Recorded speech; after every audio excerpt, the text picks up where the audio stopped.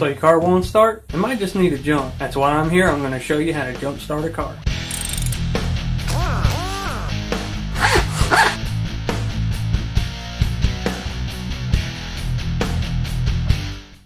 Welcome to Epically Simple Basics. I'm JR, and remember to hit that subscribe button so you don't miss out on any of the life basic lessons that I teach you. Now, before automatically assuming that your car just simply needs a jump start, there's a few things that you want to check to help determine this. One thing is going to be your light. Turn the key to the on position, but don't try to crank it. Turn your lights on and see how bright they are. If the dash lights are really dim, that's a good sign that your battery is low. If the warning and indicator lights don't come on, or they come on and are very dim when you turn the key to the on position, that's another indicator that your battery's low and it does need a jump start. Now try to start the car and listen to the sound that it makes. If it's turning over fast and it just won't start up, that's a different problem altogether. If it's just turning over slow, that could either be the starter or the battery being low. If you turn it on and you hear a click, again, that could be the starter or the battery, either one, so try a jump start. Now once you've decided that you're going to try to start the car, you want to figure out where the battery is in the car. Most batteries in most cars are going to be under the hood, so go ahead and pop the hood, lift the hood up, and look, it's either going to be on the driver's side or the passenger side. Now some batteries are located under the driver's side wheel well, some batteries are located in the trunk. If the battery itself is inaccessible, there should be some jump leads somewhere near the fuse box.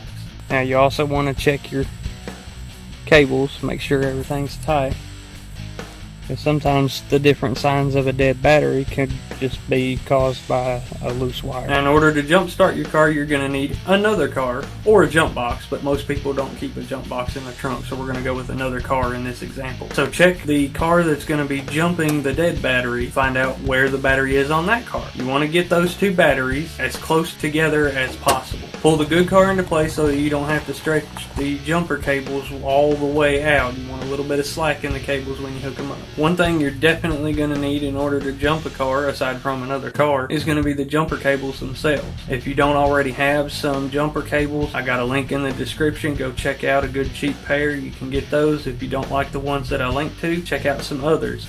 There'll be some similar ones on some pages close by. And you'll also be on Amazon, so just feel free to go shop. Now it's time to hook up the jumper cables. Remember, red goes to positive, black goes to negative or ground. The experts will recommend the proper way of hooking up a battery is positive of the dead battery, then positive of the good battery, negative of the good battery, and then somewhere on a grounded portion of the body or the engine block for the car that has the dead battery. Now the reason these experts say that you should hook it up that way is because when a battery is charging, it's producing a tiny amount of hydrogen gas above the battery as it's charging, and when you hook up that last lead, there is potential to get a bit of a spark there, which could potentially ignite that gas, causing an explosion or a small fire. The problem with this is that it produces such a small amount of gas, and the likelihood of getting a spark is so small that it doesn't even really make a difference. I've jumped hundreds of cars hooking up terminal to terminal, never had a problem with it. Now that you've got your cables hooked up, if the car with the good battery isn't already running, go ahead and start it up and let it run. You want to let it run for a little while and charge the dead battery. Usually about 10 minutes should give it enough of a charge to turn over and actually start the engine. Once you've waited roughly about 10 minutes or so, go ahead and try to start the car with the dead battery. If it doesn't start, check your leads, make sure you've got good connections on all of your leads, and wait another 10 minutes or so and let the battery charge.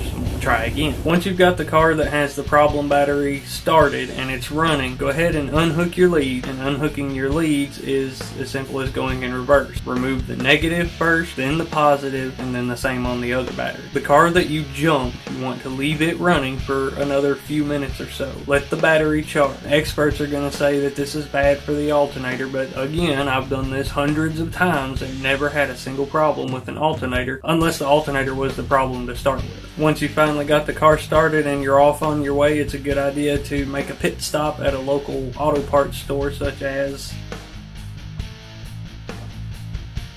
they should be able to test your charging system and your battery free of charge, and they'll let you know if the battery's holding a charge, if it's a good battery, or if it's losing charge. They'll be able to tell you if your alternator is actually charging the battery. The original problem could have been simple as leaving your lights on. It could be as problematic as a parasitic drain, or it could be a more serious problem that's causing the battery to go dead all the time. So be sure to go get it checked out as soon as you can. Thanks for watching. It's always great to have you here at Epically Simple Basics. If you liked the video, if you found it helpful, give me a thumbs up. If you didn't like something about it, give me a thumbs down. But leave a comment and tell me why so I can improve my later videos. Remember to subscribe and ring the bell so you can stay up to date on all the lessons that I provide for you. And remember, keep learning and have fun.